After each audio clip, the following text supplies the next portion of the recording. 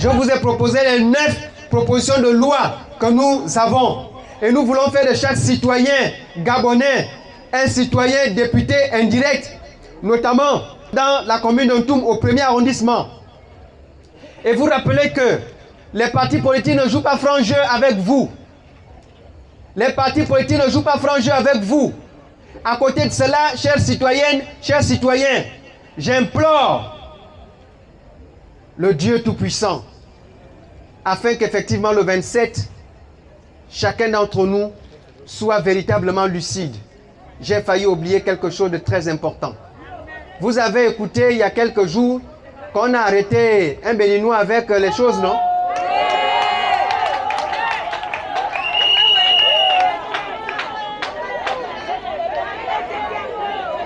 Est-ce que vous pensez qu'un candidat indépendant peut faire déplacer avec autant de puissance? Hein?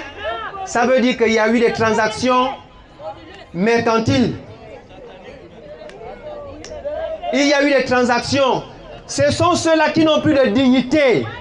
Comme ils veulent se maintenir à tout prix, ils vont utiliser tous les moyens, faire venir les marabouts pour vous assombrir, pour que le 27, vous ne voyez que leur bulletin. Voilà pourquoi vous devez demeurer en prière. Vous devez demeurer en prière pour que votre lucidité soit toujours effective. Parce que n'oubliez pas, on vous a rappelé que c'est un esprit. Moi, je vous rappelle que cet esprit a été chassé le 30, 2023, le 30 août. Et s'il revient, c'est dangereux pour nous tous.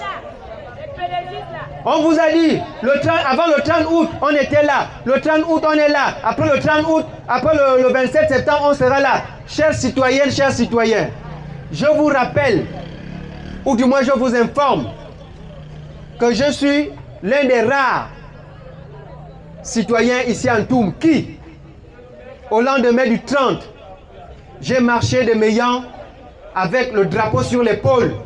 Beaucoup d'autres citoyens m'ont rejoint jusqu'à la place de l'indépendance où nous avons déclaré notre admiration et félicité l'action des militaires. Je l'ai fait le 30 août.